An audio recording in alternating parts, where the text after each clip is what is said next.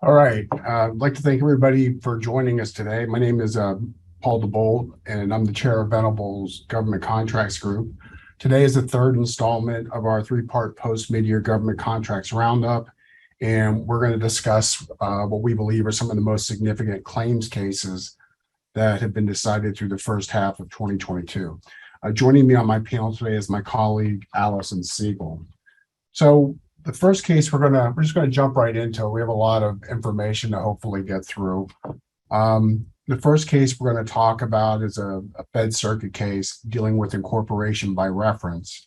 It's CSI Aviation versus Department of Homeland Security, 31 Fed 4th 1349.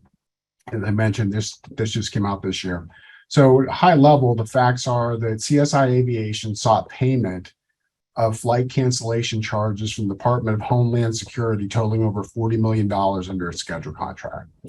The CBCA held that CSI's terms and conditions had not been incorporated into its schedule contract, and as a result, it dismissed a number of consolidated appeals. On appeal, the Court of Appeals for the Fed Circuit reversed the CBCA's holding and found that CSI's schedule contract expressly incorporated a document that unambiguously identified the CSI terms and conditions and that made clear those terms and conditions applied to all operations. In other words, the terms have been incorporated into the schedule contract. I mean, there's sort of like an interesting back and forth, I think, that sets the table for the Fed Circuit's opinion. And I thought it might make some sense to walk through that, because there may be scenarios that you counter in your day-to-day practice where there are communications going back and forth between your company and the government that could result in a situation like a CSI found itself. So back in February of 2009, CSI submitted a proposal, a revised proposal that included, among other things, its commercial terms and conditions. And then on March 2nd, 2009, GSA asked CSI for some additional information regarding the types of aircraft that it intended to provide the government, as well as whether GSA had to, quote, initial off on the CSI terms and conditions, or are these requirements for ordering agencies to comply with? If so, the contracting officer would have to submit the terms and conditions to legal, because we haven't had to agree to terms and like these from other charter providers. And in its response, CSI told the GSA that they were for GSA's information. Then on March 9th, the contracting officer found CSI's offer acceptable to the government. The contracting officer then instructed CSI to review a document that would become the attachment to the signed cover page, the standard form 1449, and to, quote, confirm that this accurately and completely addressed all elements of the contract to be awarded that may not be directly addressed within the information submitted and or agreed upon. CSI returned the final documents the parties had agreed to, including the SF 1449. They included a proposal letter, a revised commercial price list, and then they dated the submission March 9th, 2009 to reflect the final review. As assigned, the contract included the signed SF 1449, various attached pages, along with following documents that were listed on a group of documents that were listed on the SF 1449. The table of contents contained a pricing section that identified 4 documents submitted as part of the offer. And these included CSI's commercial sales practices, CSI's pricing policies, the revised commercial price list, and CSI's terms and conditions. The pricing policy included a terms and conditions provision stating that CSI's terms and conditions, their standard commercial warranty, would apply to operations and are included for reference. Pricing conditions are further detailed in CSI commercial price list. Now, prior to the back and forth that I described, on February 27th, CSI emailed its commercial pricing list and other CSI terms and conditions to the GSA contracting officer. The CSI terms and conditions included a set of cancellation charges that would reimburse CSI a certain amount if a flight was canceled more than 14 days before it was scheduled to occur, or less than 14 days. If it was less than 14 days, then there would be 100% flight cancellation charge. So, as luck would have it, CSI had his contract. ICE awarded 5 task orders through the scheduled contract through removal missions for 5 airports throughout the world. And then ICE canceled the flights for some other reason weren't able to be completed. So what CSI did was they sought payments for those flights under its contract through the cancellation payment provision. So for one of the disputed invoices, CSI submitted a certified claim to the contracting officer. And to their credit, the GSA contracting officer found that the scheduled contract had incorporated the CSI terms and conditions, including a cancellation clause, providing that 100% cancellation charge would apply if the cancellation occurred within 14 days of scheduled flight. But the contracting officer also concluded that they could not grant the relief CSI sought because GSA does not have the authority to grant the monetary relief, as it has no authority to either pay the liability or to pay the liability of another agency, or to order ICE to pay the amounts that are listed, to be owed. So the terms and conditions are there, but they're just unenforceable. So CSI submitted and certified another claim for payment of 45 overdue invoices. They tendered it to the government. It was approximately $40 million. And again, the contracting officer found that CSI's terms and conditions were incorporated in the contract. The contracting officer also found, however, this time, that the cancellation charges conflicted with FAR 52212-4L, termination for the government's convenience, which is required in all GSA contracts. Contracting officer continued their analysis, explaining that since the CSI terms and conditions were an attachment to the contract buried within its 2008 offer submission, the incorporated document fell to the 8th level when establishing an order of precedence. So as many of you have seen, typically when you have an issue that arises where provisions of a contract conflict, the contract contains an order of precedence provision which tells you the priority of the various portions of the contract. So based on that decision from the contracting officer, CSI appealed to the CBCA. And the CBCA denied their claim. They really addressed, they found 3 fundamental problems with CSI's claim. I think the best way to describe the problems that they've identified to reach their conclusion, and it was that the terms just weren't clear enough to incorporate by some reference. It's almost like the CBCA thought you had to have some magical words or some incantation that would clearly incorporate something that you were trying to incorporate by reference. And because of that view, they granted the government summary judgment motion. So on appeal, the issue really was quite simple, right? Both parties agreed that the schedule included CSI's terms and condition. The nub of the issue for the parties was whether the offer used sufficient language to incorporate into the schedule by reference. And if they did, where we would fall. And ultimately, the CAFC found that it did. In its opinion, the Fed Circuit said that you don't have to have magic words of reference or of incorporation. So the parties can incorporate things by reference without any special language to do that. In addition, the Fed Circuit was very dismissive of the CBCA's position that a phrase "will apply to all operations" was not the type of phrase that should be read as expressly incorporating something fully into a contract. The CBCA's view was it was just ambiguous. Lastly, one of the arguments, one of the positions the CBCA took was that there was a residual ambiguity in the contract because when they looked at it, it wasn't clear which version of the terms and conditions had been incorporated by reference. And the view of the Fed Circuit was, well, look, that's not the issue. The issue is, are these terms and conditions incorporated by reference? That's it. And then we can fight about which version it is, but we're dealing with the fundamental issue first. So this sort of idea that there is a residual ambiguity really doesn't carry much weight.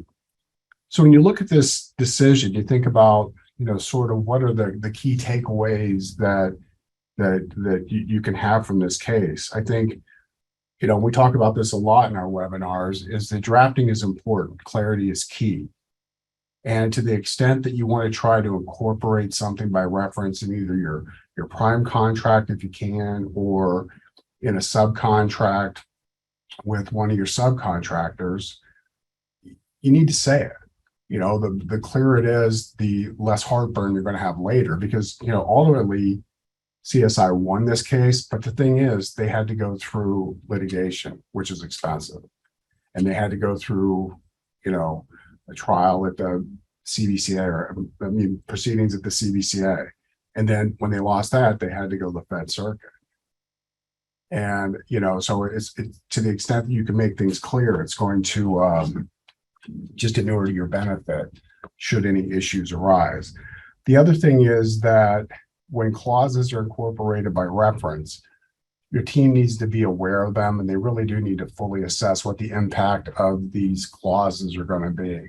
I worked on a large environmental remediation project a long time ago, and when the people that were performing the contractor sat down and did their systems requirements document, the design requirements documents, they started working through all the provisions that have been incorporated by reference. And they tried to understand how this impacted performance and what they had to do.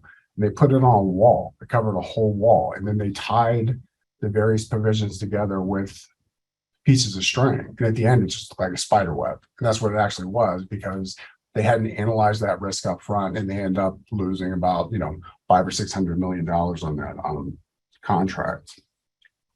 The order of precedence is important. Make sure you're aware of what the tiebreakers are. Think about if there is a conflict, what do you want to control? And then the other thing this case highlights is that you do need to be careful when you're contracting with one agency, but you're doing work for another one, because a lot of times the agency that's actually managing the contract takes a very hands-off approach. They don't address problems, and you're beholden to somebody that may not have some contractual authority, or may not be able to get things resolved. So I think it's an interesting case. You certainly don't see a lot of incorporation by reference cases, but I think that there's a lot of lessons there that we can take away from that. With that, I think I'll turn it over to Allison, who's going to talk about contractors' duty to inquire. Thank you, Paul. So the next case we're going to talk about is also a Fed Circuit appeal from the ASBCA. This one deals with the duty to inquire. So we're talking about ambiguous terms in the solicitation. Lobola Watts and contracted with the government to construct a wideband satellite communication operations center, as well as a new electrical substation, which would in turn receive power from an existing building known as 8905. And this tiny building had a big effect on Lobola's entire contract performance. So the solicitation included a drawing that depicted this building and two circuit breakers. The circuit breakers in this drawing were in bold font, and the court notes that typically this represents its work within the contractor scope. But there was also a note that stated that the circuit breaker installed in the existing switchgear shall be compatible with the existing switchgear, and nothing explicitly said who is supposed to supply those circuit breakers. So we're already seeing a little bit of confusion here. This became an issue during contract performance, and the agency made clear to Lobola that they thought Lobola was to provide the circuit breakers. So Lobola directed one of its contractors to do so. The contractor was delayed in providing them. This caused delays in the project. And then there were further delays caused throughout the project from other issues. So the government had to furnish new relays that were compatible with these circuit breakers, and Lobola had even charged its own subcontractors with deficiencies. So lots of delays going on here, still have this ambiguity. Lobola ultimately negotiated some contract modifications to extend the completion date and obtain compensation for some of these delays. In one of the modifications, the government compensated Lobola for the relay delays, but Lobola had also agreed to release all claims on behalf of the subcontractors and suppliers for all related delays in that specific modification, and this would cause them some problems later. So after the project was completed, Lobola submitted 3 claims. In the first, Lobola sought compensation for the circuit breakers it had furnished, claiming the government was required to provide the circuit breakers, or alternatively, that this was blatantly ambiguous and should be construed against the government because the government was the drafter here. And in the second and third claim, it was asserting pass-through claims on behalf of some of its contractors seeking compensation for losses due to delay that were caused by the circuit breakers, and only the circuit breakers here. So for the first claim, the court agreed that there was ambiguity regarding who is to provide the circuit breakers. And they noted some of the things that I already talked about, that they were in bold in the drawing, which is usually within the contractor's scope. There was also some language in the solicitation that could point to either party being required to supply these circuit breakers, but it also considered additional information, like when Lobola solicited bids for subcontractors. One of 4 offerors included circuit breakers in their bid. The other 3 didn't. And while the contract explicitly stated Lobola was responsible for other circuit breakers, it did not say that the circuit breakers for this Building 895 were the responsibility of anyone. So Lobola argued that federal circuit case law states an ambiguity can't be patent if it's so small or infinitesimal that there's no competitive advantage being taken by a prospective bidder. Basically, they're saying the circuit breakers were such a small portion of the total price of this contract. It was so tiny, you can't say that this was an obvious ambiguity that Lobola had the duty to inquire about. But the Fed Circuit didn't buy it. They said that despite the low cost of these breakers, they were really important in the performance of the contract, and it should have been clear that failure to provide the breakers would result in critical delay. And finally, they said that Lobola should have known about the ambiguity because one of their subcontractors even included them in their bid, and they construed the ambiguity against Lobola here. This then impacted the pass-through claims because the subcontractors had based their delays only on these circuit breakers. And because this delay had been construed against Lobola already, the claims failed. But they also found that the delays of these subcontractors were caused concurrently by delays of other subcontractors. So this wouldn't, even if they could show that the delays were based on the circuit breakers and that was part of the government's fault, they wouldn't have allowed the claims to go through, because in order to recover on a delay, a contractor has to establish that the government's actions are the sole proximate cause of the contractor's additional loss. So here, that wouldn't have been the case. No pass-through claims for the subcontractors. And one other issue was that Lobola had waived all claims in the modifications relating to relay delays. So even if they could show that they were based on other delays, they had already waived those issues. So unfortunately, all 3 claims are denied for Lobola. This case is interesting, I think, because it shows the degree of what the government is, or the court is going to look at when discerning if something is a patent ambiguity or not. So the court didn't just look at the solicitation here. They didn't just look at the drawings. They looked at what Lobola's subcontractors proposed in their own competition for these subcontract awards. That's a big point. So it requires contractors to pay very close attention to what they're receiving as they're doing the work to put together their bids here. Another note would be careful about what you're releasing when you're signing modifications. We've seen this a number of times. It's very easy for the government to include a modification that the contractor is going to release all claims, and you should be aware of what you're releasing when you do that. So the full takeaway is that if there's a patent ambiguity, the contractor has to make sure that they're asking about it. Pay attention to the details, all the information that's put in front of you, because you stand to lose a lot, not only your own costs, but you might be on the hook for your subcontractors as well. So, and I believe Paul wanted to say a few things about this. Yeah, I think, thank you, Austin. I thought it was good. I think that there is a tendency by a lot of contractors not to bring patent ambiguities to the attention of the government. Some of the explanations I've heard over the years are, well, we don't want to bother the customer. We're going to make them do work. They're going to review our proposal. Let's just be quiet. Others I've heard are, well, we know this is ambiguities here. We think it's a competitive advantage for us. We don't want to ask a question because we don't want to educate our competitors. And then the other one I've heard is, well, you know what? It's patently ambiguous. I don't care. I'm going to interpret it in a way that's favorable to me. And then I'll file a change request if the government makes me perform in accordance with their interpretation. Those are all bad ideas. I don't think there's anything wrong with trying to clarify it. I think trying to game the system is always a recipe for disaster. I also thought this case was interesting because, you know, a prime contractor can sponsor a subcontractor's claim, right? Nobody's going to fight about that.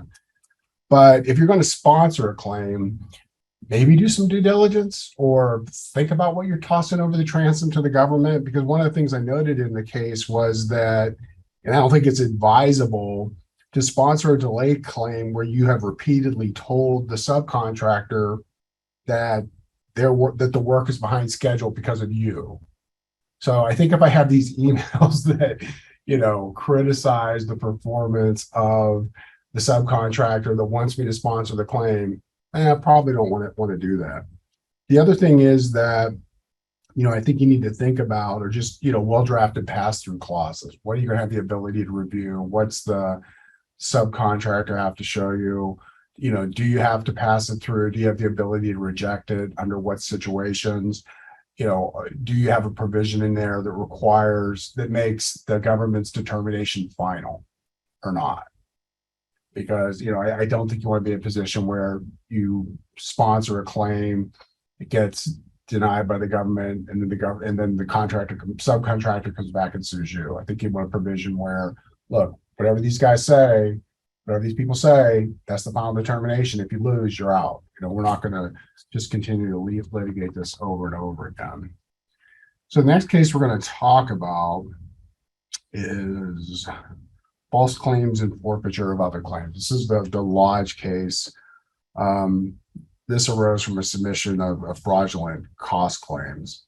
And some of the background is here with regard to what the court decided and what they found. I mean, this is interesting because not only did they find that the contractor violated the Civil False Claims Act, which is only a preponderance of evidence, they also found that they violated the fraud forfeiture provision, which is at the Court of Federal Claims, which has a clear and convincing standard.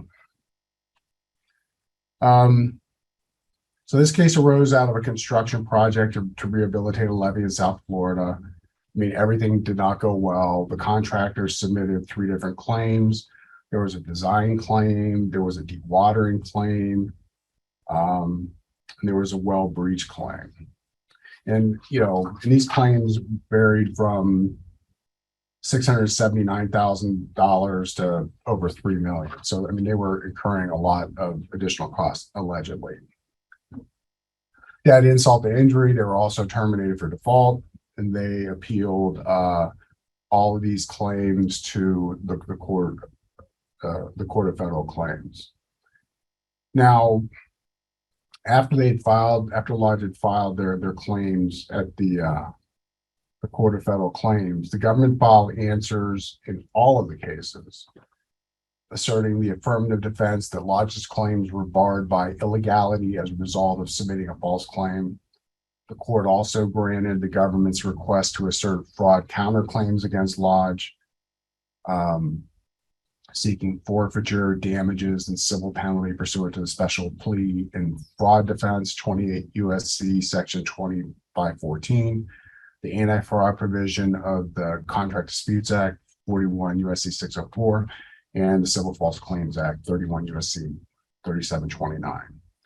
So there were a lot of concerns that the judge had with Lodge's claim. We're not going to go through all of them, but it's certainly an interesting opinion if you want to see what not to do. But we're just going to highlight a few of these and then talk through some of the missteps that Lodge made in calculating its damages.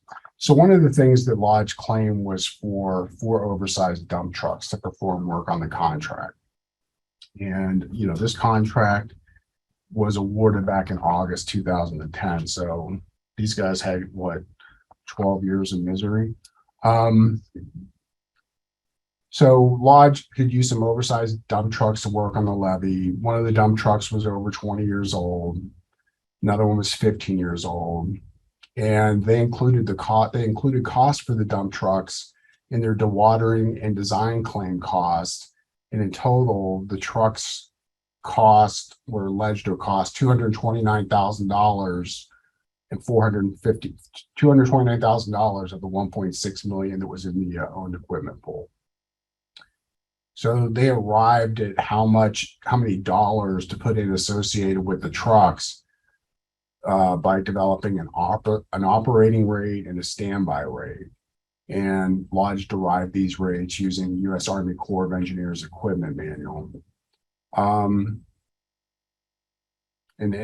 it selected that manual.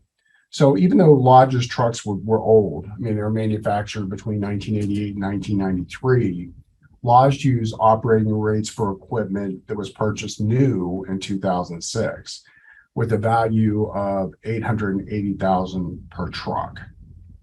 So based on this claim of equivalency, a 2006 dump truck is the same as a 1993 dump truck. Lodge ignored the considerable discrepancy between the equipment it used and the equipment that it claimed it used. So it claimed that it used $880,000 per truck worth of equipment when its internal records showed that the trucks were really worth between $14,000 and $24,000. So in total, they were less than $100,000, where the 4 trucks that they claimed to have used, which they didn't, were worth 3.5. The judge looked at the facts, he heard the testimony. There are a lot of problems with inconsistencies between people's depositions, their trial testimony, affidavits, selective memory. They were not strong witnesses. And the court found that Lodge's selection of the false operating rates was intentional.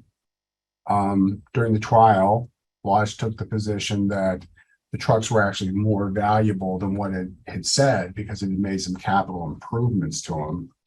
But they didn't produce any receipts for those improvements. There were no invoices for parts. There was no mechanic that could testify that a repair or improvement was made. There was nothing. So it was just an empty statement. Another thing that the judge noted in his opinion was that Lodge had hired a consultant to assist with the claim. And this individual told Lodge before it submitted the claim that the dump truck's operating rates were inflated. The owner said that even though the consultant said the approach was wrong, that he, quote, made a call because in his personal opinion, he thought they were closer to new rather than used condition.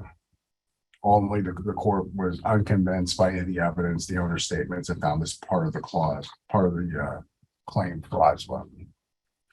Another thing that Lodge did was they used an inefficiency ratio because they believed that the government should be held partially liable for higher than expected water levels on the project site, which delayed Lodge's progress.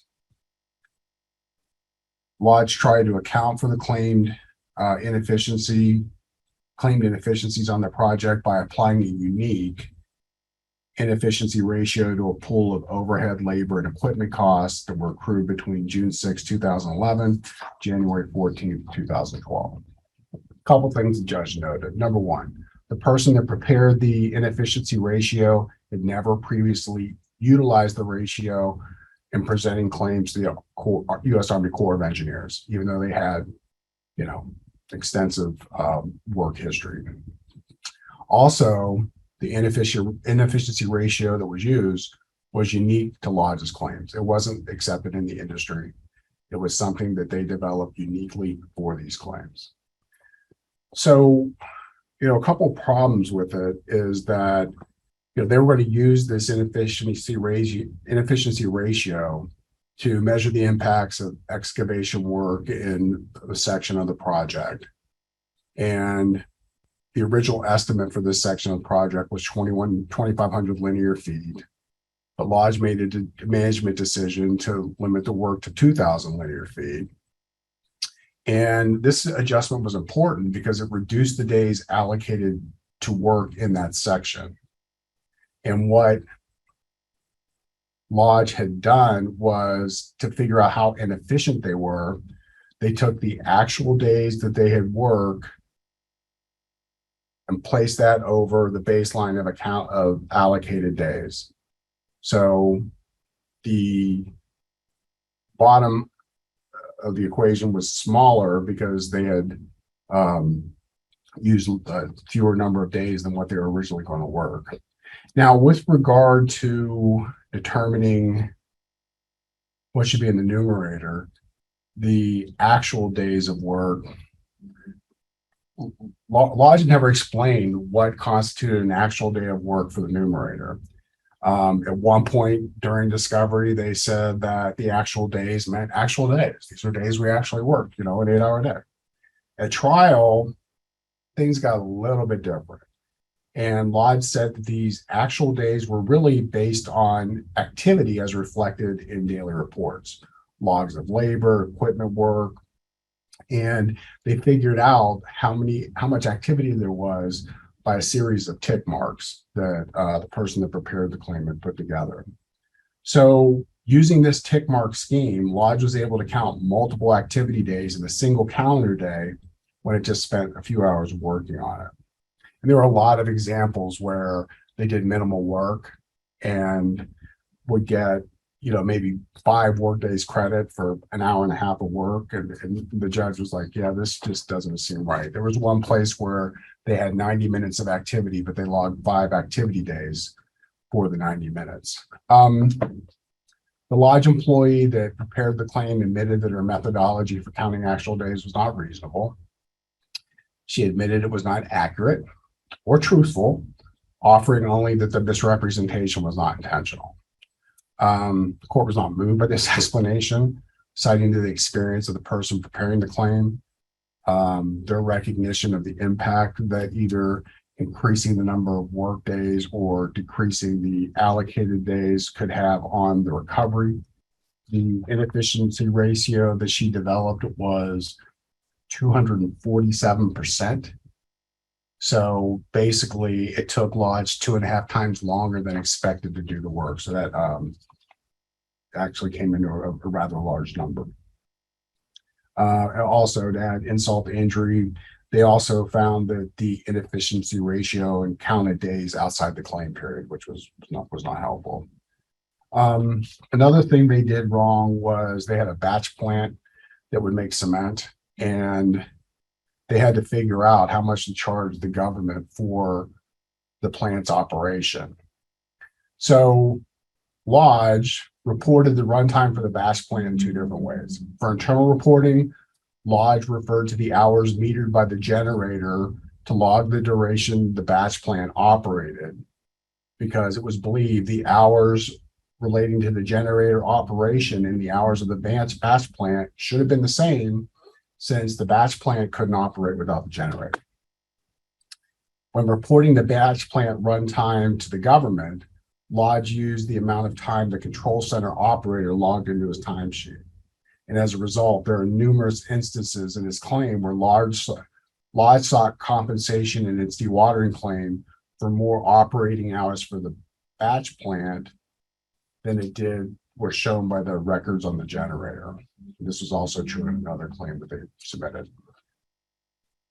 The court found that if a reasonable contractor would have used the generator time, and thus their claim was false because it relied on a wholly inappropriate metric for measuring runtime. While the court did not believe that DOJ had met the burden of proof of clear and convincing evidence, so that this claim would have been forfeited. The court did find that DOJ had met the preponderance standard for the Civil False Claims Act, and they were assessed civil penalties for that. So I think when you think about, what do you learn from a case like this? And it's infrequent that these cases arise. You don't see a lot of forfeiture cases at the Court of Federal Claims, but fraud's bad, right? And you need to remember with the Civil False Claims Act that you don't need to act with specific intent. There's no Siena requirement, right? Reckless disregard of the truth of the matter asserted can be enough. And also the burden of proof is low. It's a civil penalty. And so the government only needs to show by preponderance of the evidence that you showed reckless disregard. So that's, 51%. Companies need to take the obligation of claim certification seriously. You need to ensure that it's accurate, truthful. If people on your team raise concerns about the cost, the methodology, whatever the issue is, you need to listen to them. You simply cannot ignore their concerns or just remove them from the review process. Okay, the judge mentioned twice in his opinion that people had raised their hands about and expressed concerns about the methodologies that Lodge was using. And if you do listen to someone and decide not to follow their advice, make a record of it. Be able to articulate why. Have support for why. It simply isn't going to be sufficient in some context to say, well, that was just my judgment. Especially if there's, a lot of facts that show that your judgment could be wrong. You need to use credible records to support the associated cost. We hear they use tick marks to calculate days. You should avoid using non-standard or creative pricing methodologies unless you can explain why it's appropriate. I mean, here they use this novel efficiency ratio. Ensure the data you're reporting to the government, your claim is consistent with your internal data. You don't want to have two sets of books, right? I mean, sometimes you'll see that you'll have performance issues on a program. Inside, there are briefings talking about what's really going on with the contract. And then you see the presentations that are given to the government during system design review or periodic contract reviews. And there's a huge disconnect. Like, don't do it. Those issues are going to come back to bite you.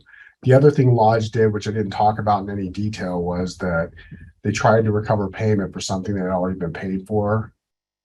Check the cost, make sure that the government hasn't already paid for something, and then try to reclaim it. So before Allison talks about breach of contract and the affirmative defense of payment, I wanted to announce that the CLE number for today's programs is claims 2022. That's claims 2022.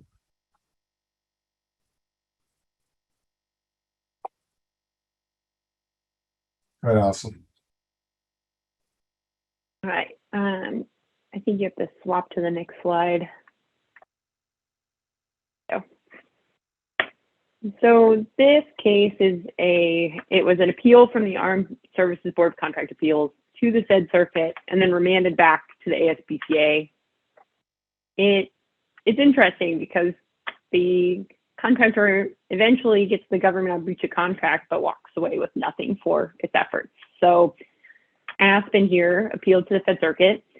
The ASBCA had denied Aspen's claim for compensation for the government's failure to deposit contract payments in the correct account as required by the FAR. And the contract at issue here included the FAR clause 52.232-33, which stated the government shall make payment to the contractor using the electronic funds transfer information contained in the central contractor registration database. In the event that this EFT information changes, the contractor shall be responsible for providing the updated information to the CCR database. And here, the CCR database directed payment to an Aspen Bank of America account for this contract. The government directed the first 12 payments to that account, and then directed 2 payments to an account not listed in the CCR that totaled around $264,000. The non-Bank of America account, they call it the CZ account, was opened by Aspen Senior Vice President and Chief Operating Officer Ben French with Aspen's knowledge, and Aspen regularly transferred funds into his account. So in early 2015, French asked the CEO to deposit the payments into his account, citing concerns that Aspen would not be able to meet its financial obligations and that it would make it easier for tax purposes. One of the owners of Aspen realized that the payments were never made to that CCR designated account, that Bank of America account, and informed the government that it had failed to comply with the FAR clause.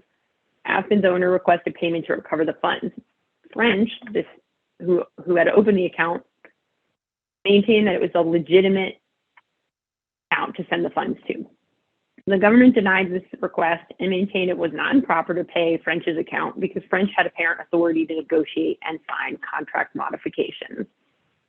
So Aspen filed a certified claim to recover this $260,000 in interest, and the CEO's final decision actually denied it, stating that the apparent authority and the fact that Aspen had used the payments to satisfy its debts and obligations.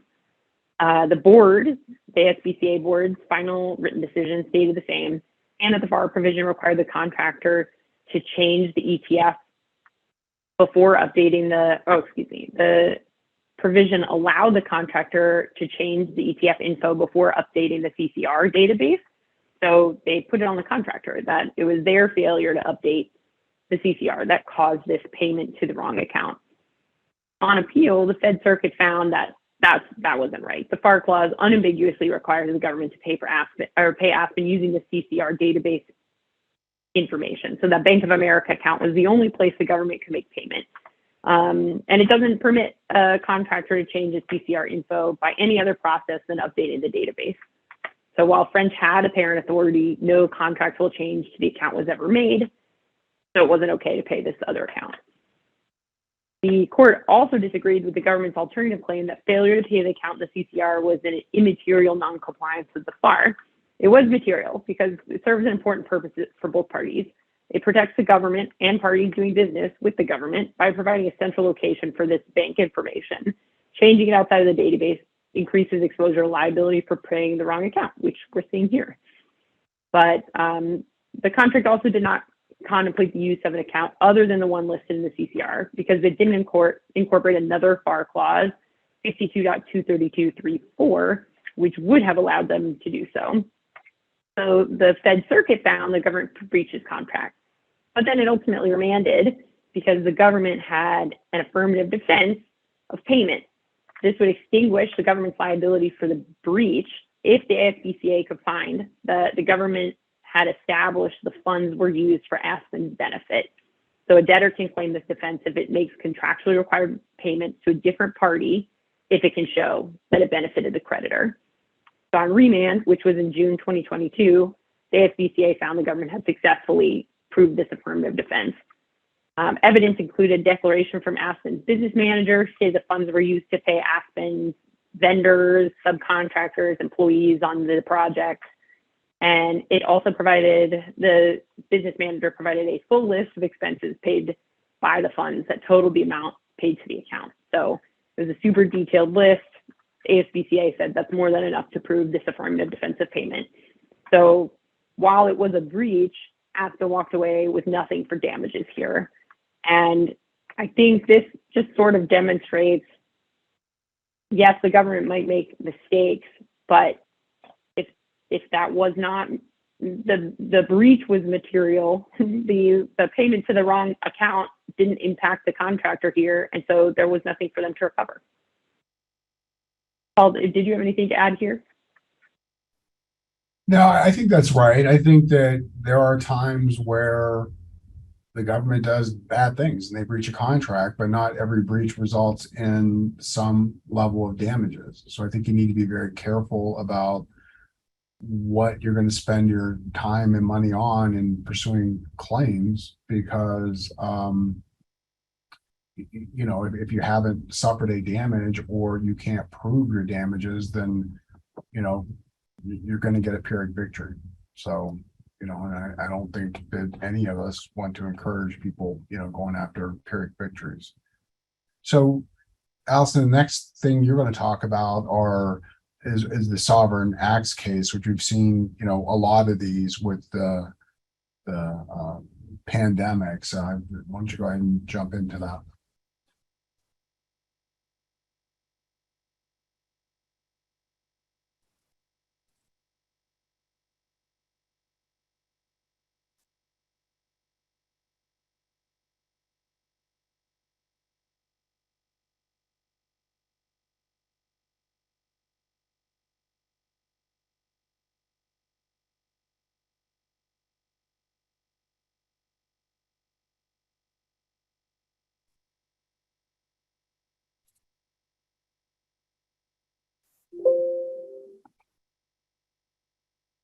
Okay.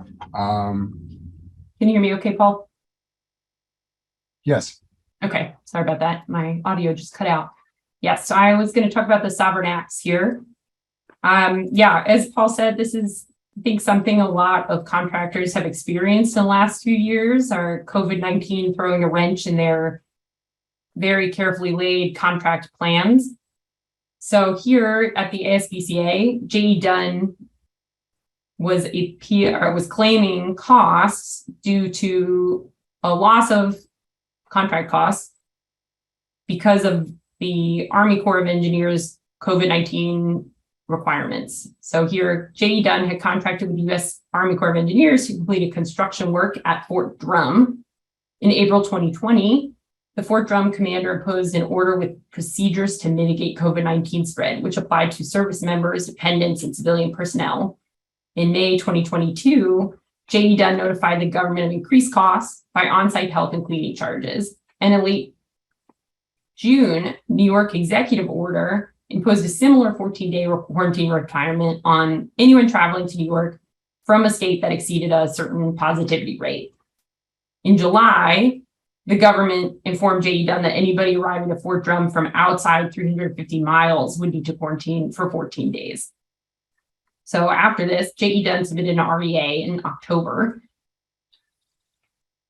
and was seeking an increase of approximately $48,000 for projected hotel, food, rental car, labor, profit, overhead associated with the quarantine of 2 contract employees. The government denied this and allowed additional time to complete performance, but nothing else. In November, another New York executive order went into effect that was reducing the state's 14-day quarantine.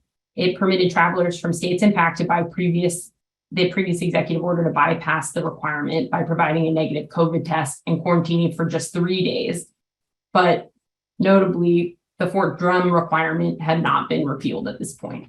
So 4 of Dunn's employees were quarantined for 14 days between October and January 2021. Dunn submitted a claim requesting a final decision on $60,000 in expenses for these 4 employees. So the U.S. Army Corps of Engineers denied the claim, stating that the CARES Act did not permit the government to reimburse contractors for expenses incurred due to the pandemic for employees who are not on leave or in vacation status, and denied that there were any changes that the government made to the contract that would allow for reimbursement because New York imposed mandatory quarantines for state travelers. So anybody coming from out of state, they're saying they were already required to do this. New York required it too. This was not directly related to the contract. So Dunn appealed, and the government asserted that the claim was precluded by the Sovereign Acts doctrine. Under this doctrine, a contractor is barred from monetary recovery for damages resulting from the government acting in its sovereign capacity. To apply, the government's act must be public in general. Those words are important, public in general, and the act must render performance of the contract impossible. So to determine if the act was public in general, courts examine whether the act is specifically directed at nullifying contract rights and whether it applies exclusively to the contractor versus more broadly to include other parties not in contract with the government. So here, they found that the 14-day requirement was not aimed specifically at J.E. Dunn. So it was public in general because it applied to all visitors to the base, and it was meant to service a broader government objective of controlling COVID spread, not aimed at J.E. Dunn's contract. J.E. Dunn argued that the act did not render the government's performance impossible because Fort Drum requirements were more restrictive than New York's, and that it was required to operate in the least costly manner to J.E. Dunn, which would have been using New York's more reasonable requirement. But because J.E. Dunn did not provide evidence that employees would have tested positive following a 3-day quarantine, which was what was required for New York's more lenient quarantine requirement, the board found it could not establish that J.E. Dunn wouldn't have suffered the same damages anyway. The board determined, therefore, that the claim was precluded by sovereign acts and J.E. Dunn couldn't recover the costs for these 4 employees that were required to quarantine. So something to keep in mind as we go forward and, not really knowing what's going to happen with COVID-19 pandemic. Depending on the purpose of the government's action, contractors may not be able to recover increased costs if that's not included in the contract. And Paul, did you want to add to that? Yeah, I think that a couple of things I took away from this case were that to the extent you have subcontractors, you need to ensure that your subcontracts protect you against actions by the federal government. Like, I wouldn't find myself in a situation where I have no right of recovery against the government under the sovereign acts doctrine, but my subcontractor still has a cause of action against me.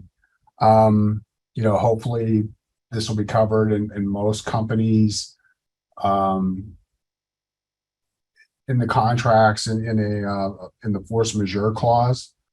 But if it's not, if it doesn't cover sovereign acts, you need to add it. The other thing that I've seen is that I'm seeing more and more subcontract clauses that specifically speak to epidemics and pandemics where we didn't see that as much in the past. So I think that's become a bigger sensitivity. The other thing is that we're starting to see or have seen throughout the pandemic, specific subcontract clauses discuss the parties' rights if the government precludes workers from entering USG facilities. As a prime contractor, you don't want to be liable to the sub when the government shuts down the facilities. And, maybe your force majeure covers it. Maybe that clause covers it. Maybe it doesn't. Maybe depending on the work and the nature of the work, maybe you want something a little bit more fulsome to address that issue. So getting toward the top of the hour, we still have a few slides to get through. This next slide really talks about what needs to be in a claim. What do you need to say? And does the fact that you have alternate theories mean that you're precluded from being a claim? It also underscores the fact that the government is very quick to file motions to dismiss. They're very anxious to get things kicked out quickly or get brought up in a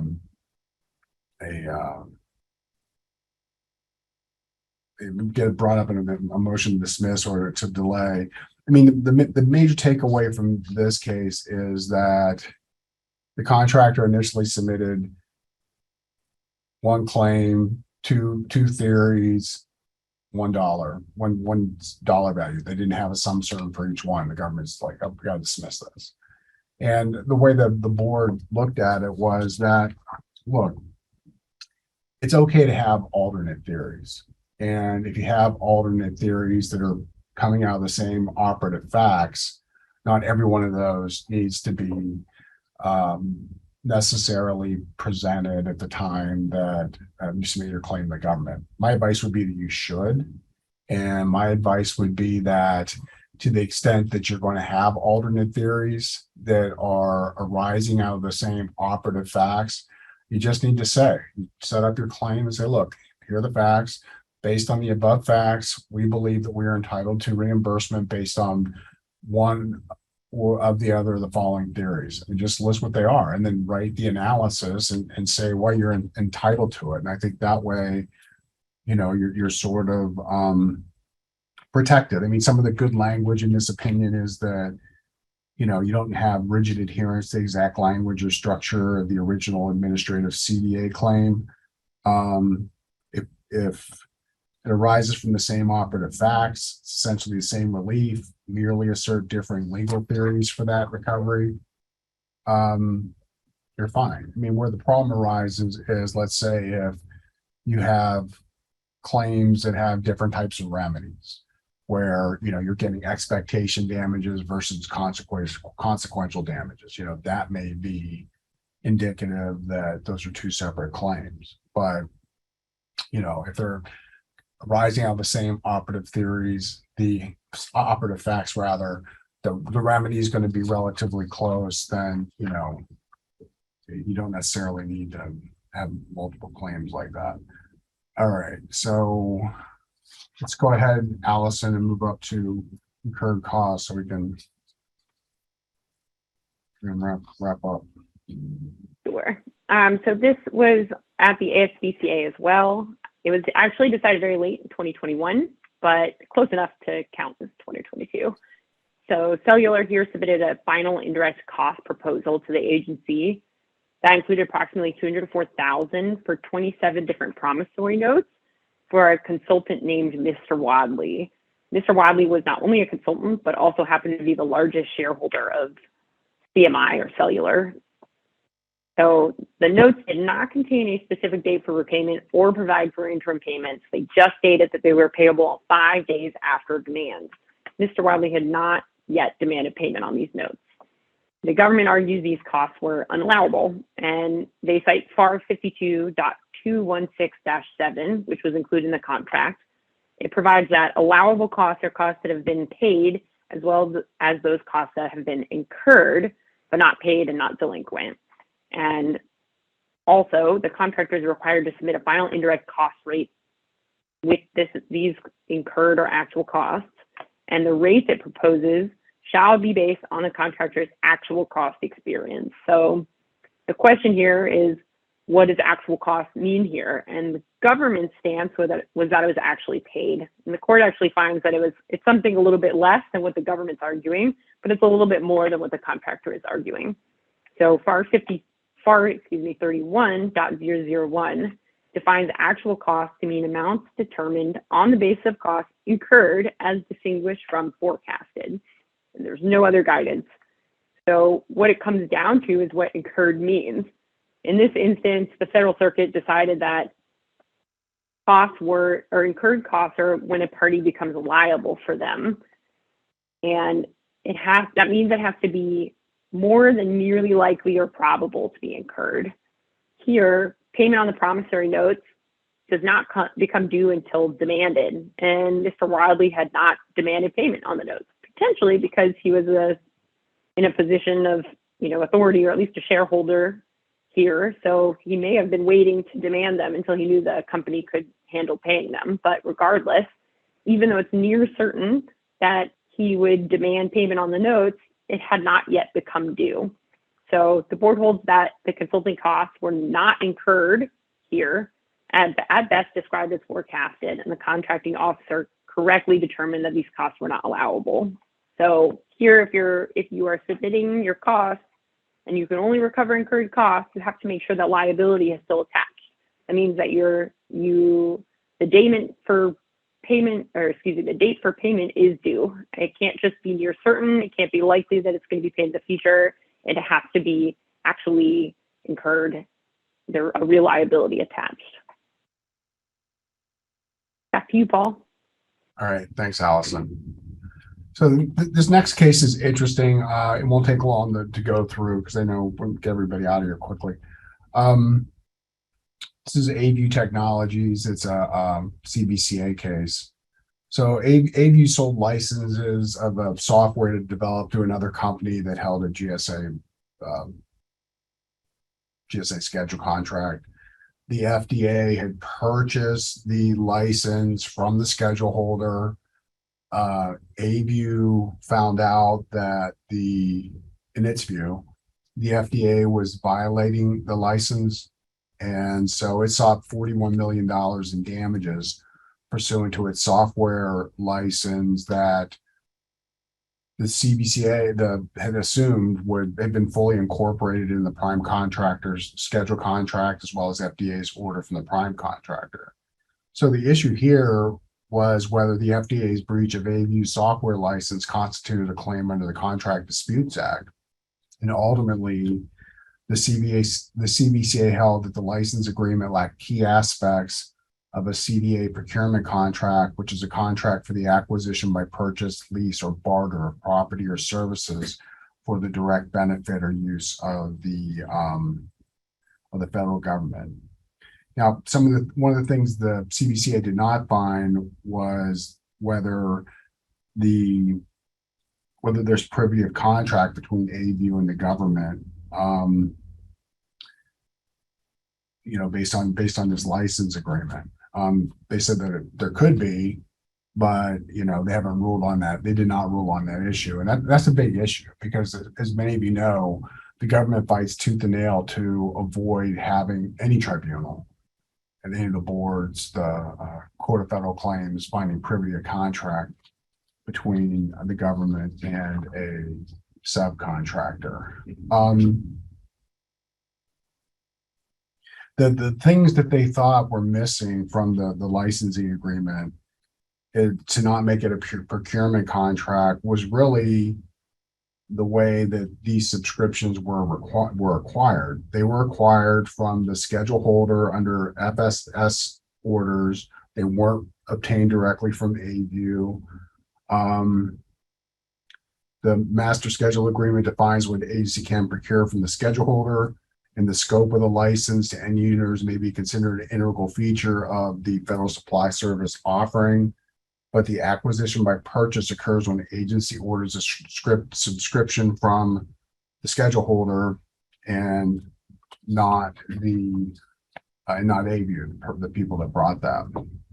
So AVU was not happy with this decision. They've appealed the board's decision, the Court of Appeals for a federal circuit, and that happened on August 15th. So this would be a case that's worth watching.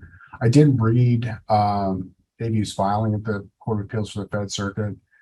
Some of the things that were interesting is that AVU noted that GSAR 552.212-4 small w1 small Roman numeral 4 permits a licensor to sue for a breach of a licensing agreement. It says that it'll be covered by the CBA. That wasn't discussed in the opinion before the CBCA, so I'm not sure whether it's just something they identified after the record had closed or not. But I thought that was an interesting argument. It'll be interesting to see what the Fed Circuit does with it. The other thing that sort of crossed my mind in reading this case is, why didn't AVU push the schedule holder to enforce its rights, or why didn't ask the schedule holder to sponsor a claim? And I'm sure, I think AVU is concerned that that's going to be a question from the Fed Circuit. So what they've done sort of preemptively in their filing is AVU took the position that relying on a reseller will often mean that even egregious violations of intellectual property rights will go unpunished. With regard to pass-through claims, AVU said that resellers lack the incentive to pass through claims for individual licenses because the interest of bringing a case over an order is outweighed by the total volume of sales with other licensors and repeat business with federal customers. So I'm not sure what happened. I don't know whether they didn't have strong enough provisions in their contract with the schedule holder where they could force the schedule holder to enforce its license. I don't know whether they didn't have strong enough sponsorship requirements. It's just sort of a mystery to me. But I think this gets back to the point we made earlier that it's really important to have well-drafted provisions relating to sponsorship, or in what instances does the prime have an obligation to protect subcontractors' interest in IP or other things, especially against the government, and what rights and the subcontractor has. So we did get some questions. We're not going to get to those. Alice and I will send everybody that submitted a question an individual email to address it. And then Allison will take care of the last case, and we'll be done. Great, thanks, Paul. So this is a very quick last case about compelling mediation at the CBCA.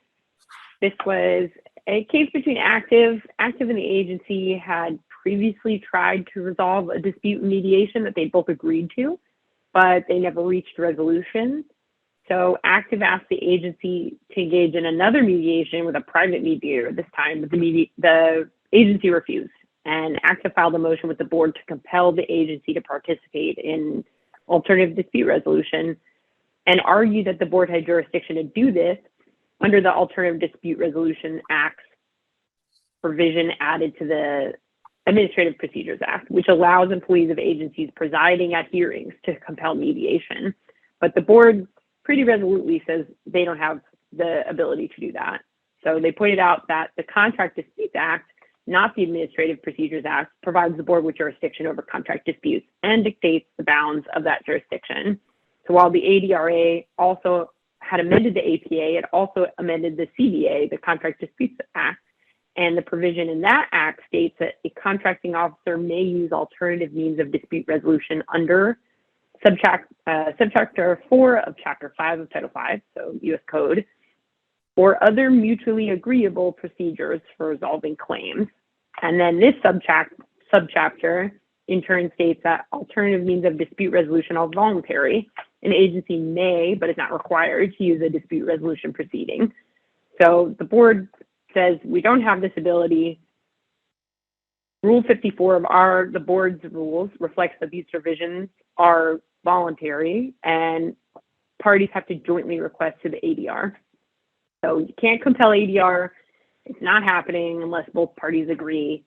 And if you get one swing at mediation and then the agency doesn't want to do it again, there's not really much you can do on the back end there. All right. Okay. Well, thank you, Allison. Again, the CLE code for today is claims 2022. Alice and I, on behalf of Venable, would like to thank all of you for taking the time out of your day to attend. I apologize for going a little over the allotted time, and we will, Alice and I will collect the questions that have been submitted, and we'll follow up with an email just to make sure we get those answered. All right. Thanks again, everyone, for attending today. I hope you found the information useful, and have a good rest of your summer.